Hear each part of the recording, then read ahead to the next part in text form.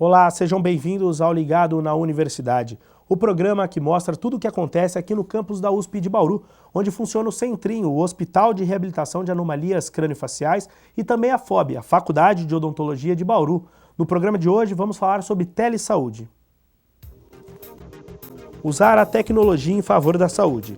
É este o objetivo da telesaúde, que é a junção entre atendimento e educação com ferramentas capazes de dar mais rapidez e eficácia à área. A telesaúde disponibiliza serviços e informações por meio de tecnologias de telecomunicações, como videoconferências, teleconsultorias, educação à distância e outras técnicas. A Faculdade de Odontologia de Bauru, a FOB da USP, desenvolve pesquisas na área de telesaúde desde a década de 90.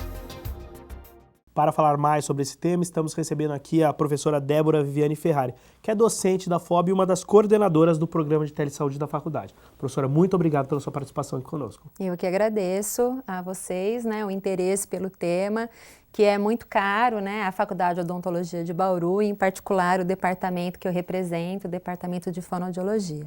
Professora, o que é a telesaúde? Bom, a telesaúde, se você for desmembrar, a palavra, o prefixo tele significa a distância.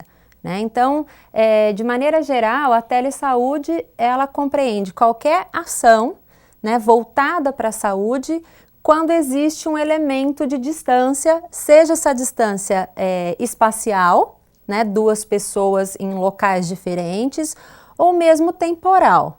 Duas pessoas que podem estar até numa mesma cidade, no mesmo local, mas não estão sincronamente se comunicando. Professora, e a telesaúde ela pode ser dividida em duas grandes áreas, é isso mesmo? Sim, de acordo, na verdade não existe ainda um consenso, para vocês terem uma ideia, tem mais de 100 definições diferentes de telesaúde e saem vários nomes, telesaúde, teleprática, telereabilitação, telediagnóstico. Então, existe uma grande controvérsia ainda, de qual é a melhor nomenclatura para utilizar. Mas, via de regra, nós aqui na FOB utilizamos o termo telesaúde como um termo guarda-chuva que engloba ações de prestação de serviço à saúde à distância, por exemplo, um profissional que orienta ou atende um paciente à distância numa outra cidade ou num outro local, ações educacionais à distância, que é o que a gente chama de teleeducação ou EAD, E também a telesaúde ela tem um aspecto importante na pesquisa, porque quando você consegue atingir pessoas em locais distantes, nós estamos aqui em Bauru e de repente você consegue, por meio da telesaúde, atender ou prestar algum serviço para um paciente que está numa outra região. Então você tem acesso a populações distintas daquela que você normalmente teria acesso, e isso é um dado muito importante também para a pesquisa.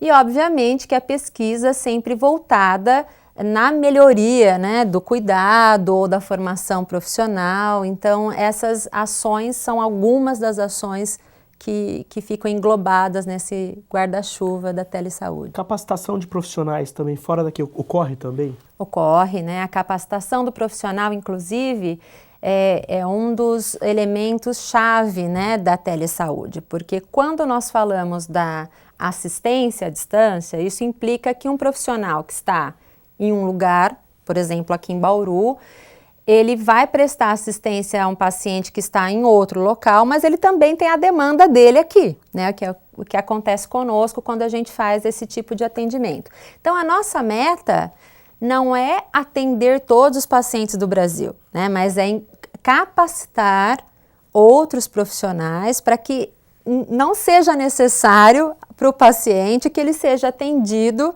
por um profissional de uma outra cidade ou de um outro estado, salvo em casos em que realmente for necessário uma opinião muito especializada.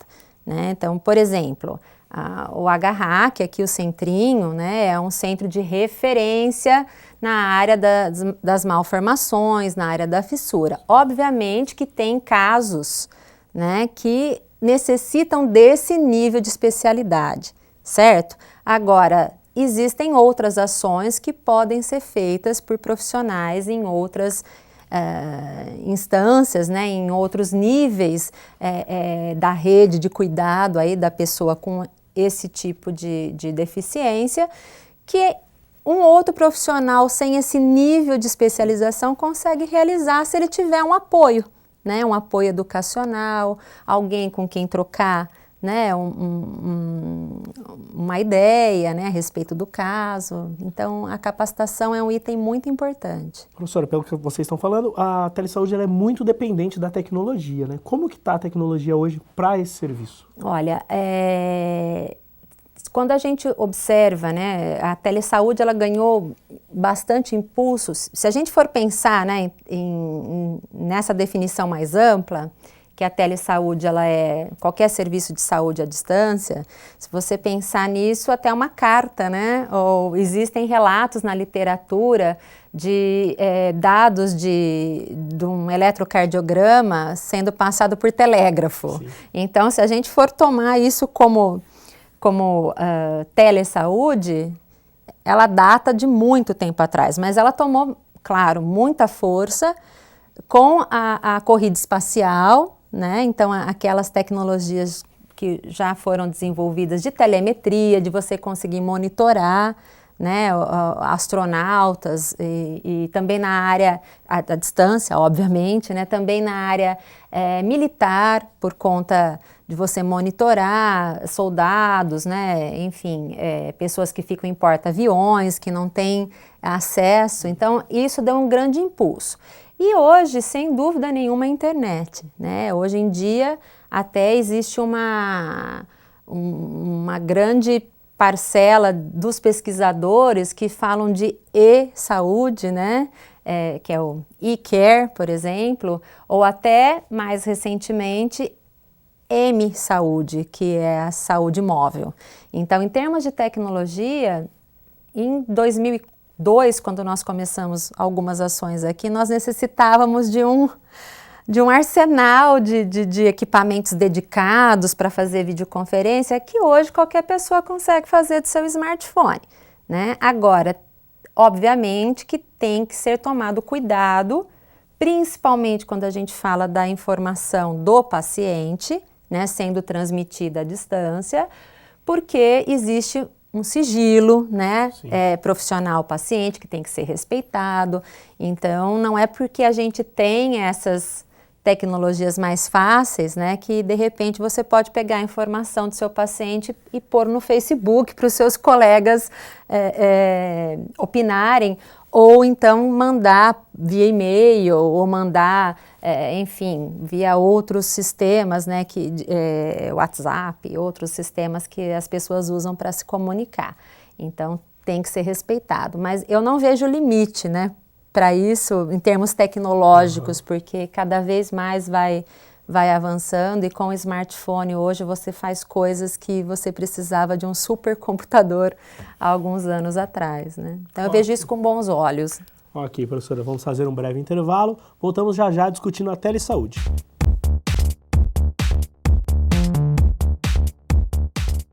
Eu acho que a telesaúde não tem futuro porque é o presente. Ela já é um presente e cada vez vai se tornando mais importante por causa, primeiro, das necessidades que nós temos, as necessidades de formação de gente, necessidade de supervisionar o trabalho de pessoas e pela extensão do país e também pela população. O Brasil tem 201 milhões de habitantes, né?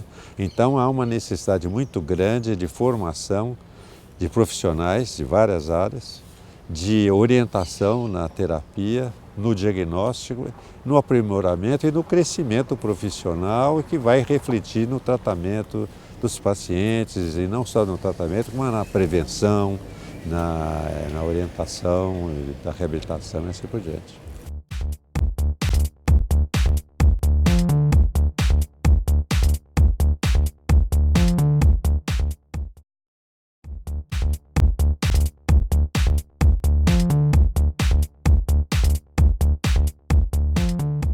Estamos de volta com o Ligado na Universidade, hoje recebendo aqui a professora Débora Viviane Ferrari, que é uma das coordenadoras do programa de telesaúde da faculdade.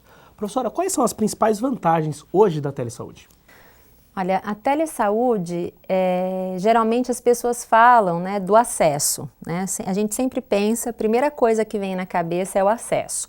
O acesso à saúde, ao cuidado especializado, né, como eu já dei exemplos para vocês, o acesso de pessoas que estão em áreas remotas, né, ou mesmo pessoas que estão em locais isolados, como é o caso, né, de militares, até em prisões, né, que as pessoas não têm, obviamente, não podem sair com facilidade, né, mas a vantagem do acesso, ela obviamente é muito importante, né. A democratização do conhecimento é algo que realmente a telesaúde traz numa outra escala, né, porque você consegue atingir um número grande de pessoas quando você coloca uma informação, uma aula, por exemplo, né, na internet, ao invés das pessoas virem até aqui para assistir. Mas eu vejo também a telesaúde não só nesse prisma, né, do acesso, à democratização do conhecimento, mas a tecnologia à distância hoje, ela permite a gente revolucionar o cuidado mesmo, né? É claro, essa não é uma visão só minha, vários profissionais comentam sobre isso, de você conseguir chegar mais diretamente ao paciente. Hoje nós temos vários dispositivos que são usados, né, tanto em relógios que vocês conhecem, né, que tem algumas empresas que já englobam nesses dispositivos, relógio, smartphone, aplicativos de monitoramento de saúde, por exemplo, né, onde você consegue monitorar como a pessoa está dia a dia e não necessariamente só observar esse indivíduo num momento de agudização do problema, né? Então, o monitoramento, o autoconhecimento do paciente, que é o empoderamento, né? Então, ele observar lá, enfim, como está o aspecto de saúde dele no dia a dia, e você ter contato direto com o paciente nos seus lares, né? Eu acho que isso é uma forma de atingir o paciente. E eu acho que vai causar uma revolução assim sem precedentes, né? Da gente conseguir realmente promover saúde, não só tratar, né? E fazer a prevenção secundária também, né? Falando daquele atendimento, do teleatendimento, o profissional com o paciente ali por uma tela, o paciente não estranha esse tipo de atendimento? Com relação ao teleatendimento, eu gostaria de frisar, né, que de acordo com o código as resoluções do Conselho de Fonoaudiologia, atualmente não é permitido que um profissional atenda um paciente diretamente, né, sem a presença de um outro fonoaudiólogo, que a gente chama no ambiente de teste, né. O profissional que fornece a teleconsulta, a gente fala que fica num ambiente remoto, à distância, e onde está o paciente, a gente normalmente chama de ambiente de teste. Então, o Conselho, ele não prevê, né, o Conselho Federal de Fono e outros conselhos também, não prevê esse tipo de atendimento hoje. Nós realizamos isso no formato de pesquisa, né, então, nesse caso, nós temos essa permissão, porque nós estamos fazendo no formato de pesquisa. Existem vários tipos de reação, né? Tem paciente que realmente estranha, sente falta daquele contato físico, né? Na presença física do profissional, no mesmo ambiente que ele. Obviamente que quando a gente fala em telesaúde dentro do sistema de saúde, vai ter algum profissional da área da saúde com esse paciente, né? Pode ser um enfermeiro, pode ser um técnico. Quando a gente fala de home care, aí é o paciente sozinho, né? Ele pode ligar o smartphone dele e falar com o médico, com o profissional de saúde, um fonoaudiólogo, seja quem for. Tem pacientes que realmente não aceitam esse tipo de atendimento, né? Eles preferem o contato físico. E tem o contrário, né? Tem pacientes que, até pela questão digital, né, dele ver que implica numa transmissão com uso de computador, com uso de tecnologia, ele se sente até mais cuidado. Então, nós tivemos relatos de pacientes nas nossas pesquisas que eles eles acharam muito importante ter mais alguém prestando atenção naquilo que ele fala. Claro que quando você está fazendo uma consulta à distância com o paciente, seja ela intermediada por um outro profissional, né, no ambiente de teste ou não, nós temos que tomar cuidado, né, porque para você fazer o contato de olho com o paciente, você tem que olhar para a câmera, né, e não para a imagem do paciente na tela. Então, existem algumas técnicas, né, que a gente aprende, se acostuma, né, para poder fazer com que o paciente tenha uma sensação mais próxima possível, né, daquela consulta tradicional face a face. Ok, professora, vamos fazer mais um breve intervalo. O Ligado na Universidade volta já já.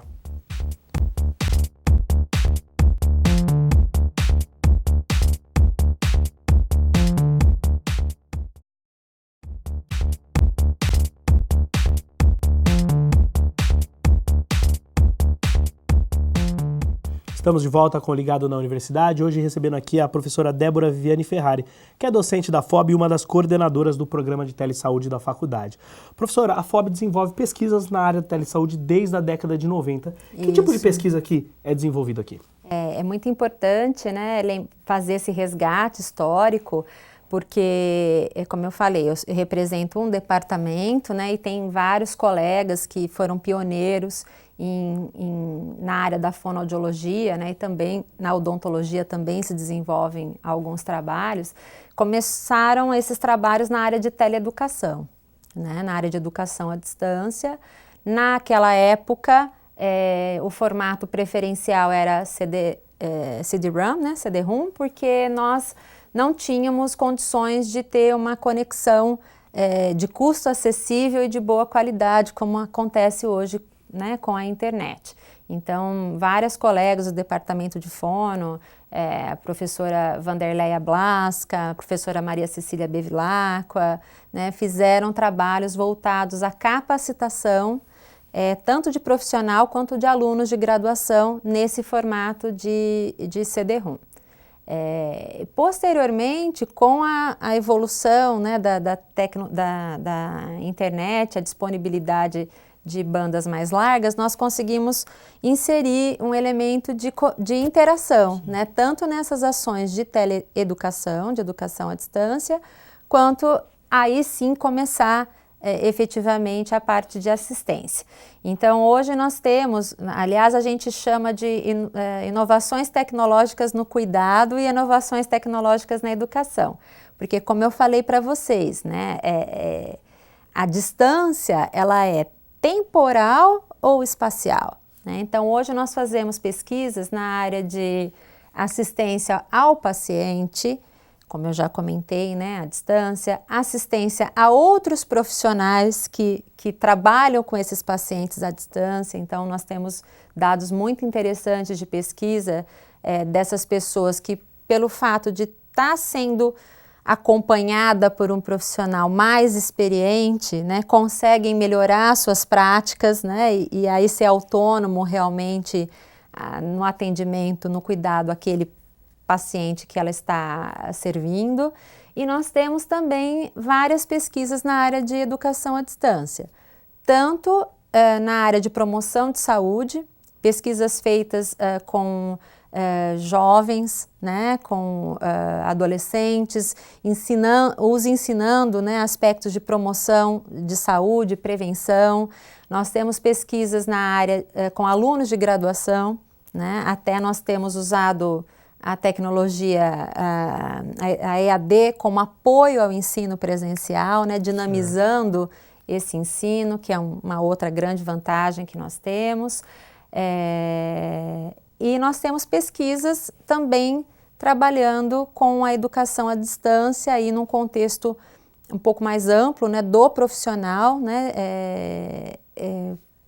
algumas pesquisas, inclusive, são feitas em parceria com o próprio Ministério da Saúde, com o Hospital de Reabilitação de Anomalias Craniofaciais e com a Sociedade Hospital Samaritano, como é o caso do nosso curso de reabilitação auditiva, né, que foi o primeiro curso à distância na área da reabilitação, vinculado a um programa do governo, que é o programa Viver Sem Limites, né? Então foi o primeiro curso dessa natureza e nós tivemos realmente resultados bastante importantes, né? Nesse curso nós ofertamos 105 vagas que foram preenchidas por 92 fonoaudiólogos e 13 médicos que atuavam em diferentes serviços de habilitação e reabilitação auditiva e serviços de implante coclear do Ministério da Saúde. Esses profissionais, eles residiam em vários estados diferentes, 50% era da região norte e nordeste, né, porque foi inclusive uma demanda do Ministério privilegiar esses locais pela distância e pelo fato deles não terem acesso não existem muitas instituições de ensino superior nessas regiões que ofertam cursos de especialização nessa área. E nós tivemos resultados muito favoráveis, né, bastante importantes e que nos fez compreender melhor, inclusive, a realidade que esses serviços tinham, né? Então, para nós também foi muito importante essa aproximação, né, do mundo acadêmico com a realidade dos serviços em diferentes regiões. E nós tivemos um índice de evasão de 9,5%, que é considerado realmente muito baixo quando você tem cursos gratuitos, né, porque esse curso foi gratuito, de longa duração, esse curso teve 18 meses, à distância. Então, esse é um dos pontos altos mesmo do nosso curso. E o outro aspecto importante, né, desse curso é que nós avaliamos não só a aprendizagem do aluno, mas o impacto que o treinamento teve nas práticas profissionais desses alunos, tanto do ponto de vista do próprio aluno, né, o quanto que o curso auxiliou ou não, né, no desenvolvimento das suas atividades profissionais diárias, mas no ponto de vista também do gestor do serviço onde ele trabalhava. E esses dois resultados foram altamente positivos, né, com um grande número de gestores e profissionais informando que eles conseguiram implementar essa aquisição de novas habilidades, né, feitas por intermédio da educação à distância, permitiu que eles implementassem novos procedimentos, né, novas técnicas para realmente servir a população de pessoas com deficiência auditiva. O curso foi voltado para a reabilitação de crianças de 0 a 3 anos. Então isso nos deixou realmente muito felizes e também levou a segunda edição do curso, que está atualmente acontecendo também com 105 outros profissionais, né, sendo capacitados. Professora, só para a gente finalizar, em 2004, se eu não me engano, foi lançado o programa completo em telesaúde da fonoaudiologia aqui da FOB. Isso. O que isso significou aqui para a faculdade? Em 2004, nós tivemos o lançamento do Departamento de Teleaudiologia junto ao Conselho Brasileiro de Telemedicina e Telesaúde. Novamente foi um trabalho em grupo, nós tivemos o apoio da disciplina de telemedicina, da Faculdade de Medicina da USP e na ocasião do próprio Conselho, né, Brasileiro de Telemedicina e Telesaúde, que entendeu, né, a importância de ter um capítulo, né, da no caso, a audiologia, mas também a telefonoaudiologia, junto ao CBTMS, né, a esse conselho. E por que isso foi bastante relevante? Porque permitiu a divulgação, né, em primeiro lugar, dessas ações e a articulação de pessoas que estavam trabalhando nessa área. E também nós tivemos um respaldo, né, do próprio Conselho Brasileiro de Telemedicina e Telesaúde para incentivar e promover as ações em telefonoaudiologia ou telesaúde em fonoaudiologia.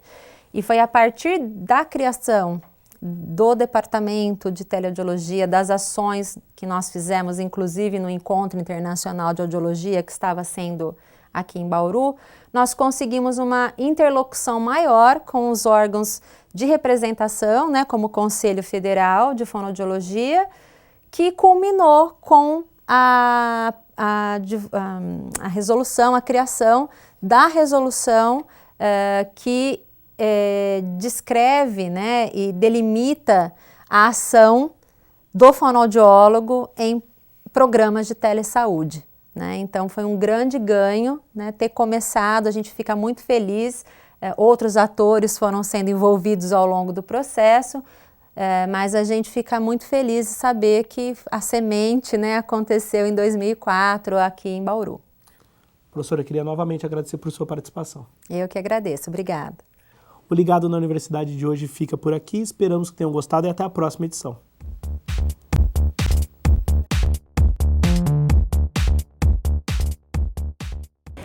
A participação dos médicos é muito importante numa equipe que está preocupada numa habilitação e numa reabilitação a mais adequada possível. Os médicos mais jovens, eles têm uma capacidade muito grande de trabalhar em equipe, mas eles precisam ser expostos a essa oportunidade de trabalhar em equipe. E eu acho que esse programa, ele atinge esse objetivo.